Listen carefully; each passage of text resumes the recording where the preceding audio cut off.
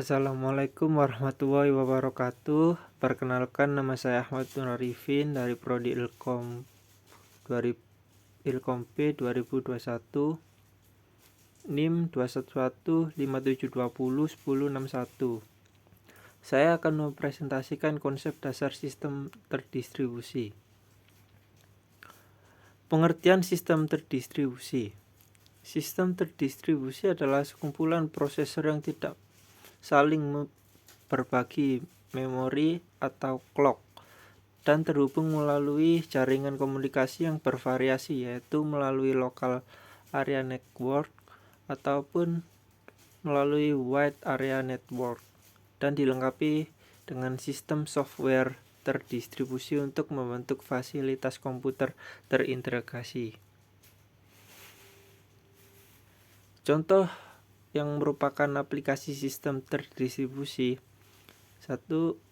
Internet merupakan global jaringan interkoneksi komputer yang berkomunikasi melalui IP atau Internet Protocol. Kedua, intranet merupakan jaringan teradministrasi terpisah dengan batasan pada kebijakan keamanan lokal. Yang ketiga, mobile dan komputasi di berbagai tempat: laptop, PDA, mobile phone, printer, peralatan rumah, dan lain-lain. Yang keempat, World Wide Web atau WWW, sistem untuk publikasi dan akses sumber daya dan layanan melalui internet.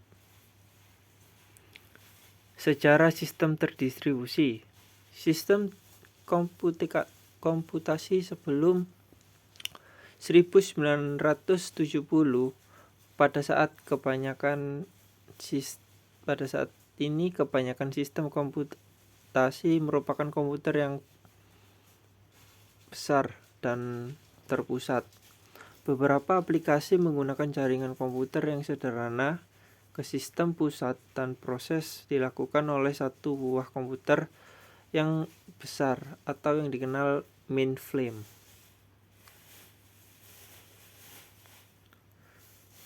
Manfaat sistem terdistribusi. Yang pertama, resource sharing. Dalam sistem terdistribusi, situs-situs yang berbeda saling terhubung satu sama lain melalui jaringan, sehingga situs yang satu dapat mengakses dan menggunakan sumber daya yang terdapat dalam situs lain. Yang kedua, computation speed up. Apabila sebuah komputasi dapat dipartisi menjadi beberapa subkomputasi yang berjalan bersamaan, maka sistem terdistribusi akan mendistribusikan subkomputasi tersebut ke situs-situs dalam sistem. Yang ketiga, reliability. Dalam sistem terdistribusi, apabila sebuah situs mengalami kegagalan, maka situs yang tersisa dapat melanjutkan operasi yang sedang berjalan. Hal ini menyebabkan reliabilitas sistem menjadi lebih baik. Yang keempat, communication. Ketika banyak situs saling terhubung melalui jaringan komunikasi, user dari situs-situs yang berbeda mempunyai kesempatan untuk dapat bertukar informasi. Karakteristik dan tujuan sistem terdistribusi. Karakteristik sistem terdistribusi: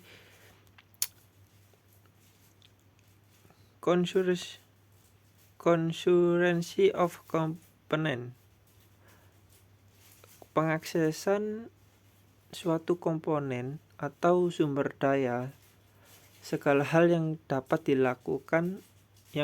digunakan bersama dalam jaringan komputer meliputi H atau W dan S atau W, strip W, secara bersamaan Contoh, beberapa pemakaian browser mengakses halaman web secara bersamaan. Yang kedua, independent failures of component. Setiap komponen atau perangkat dapat mengalami kegagalan, namun komponen atau perangkat lain tetap berjalan dengan baik. Konsep PK, terdistribusi, multiprosesor, yaitu konsep di mana komputer dengan beberapa prosesor,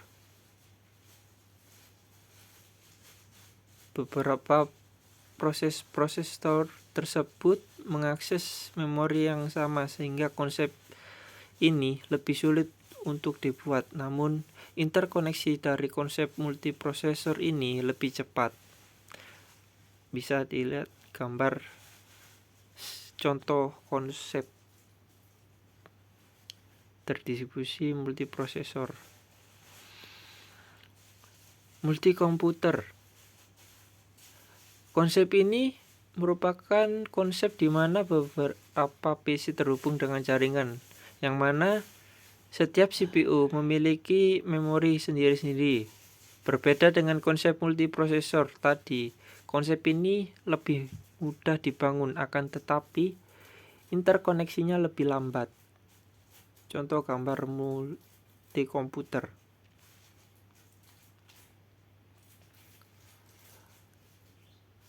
Konsep P-L terdistribusi, DOS, atau Distributed Operation System, merupakan sistem yang dapat manajemen komputer-komputer dan membuat mereka tampak sebagai single komputer. Selain itu, sistem ini pula dapat menjalankan proses di komputer lain tanpa mengetahui siapa yang meresponnya, serta mengatur sumber daya pada sistem terdistribusi. NOS atau Network Operation System.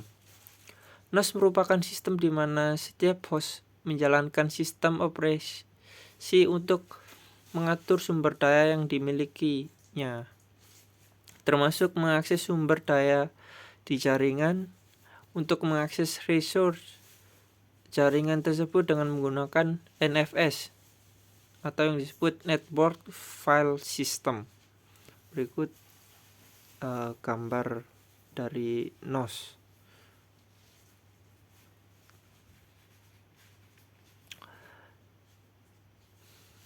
Middleware.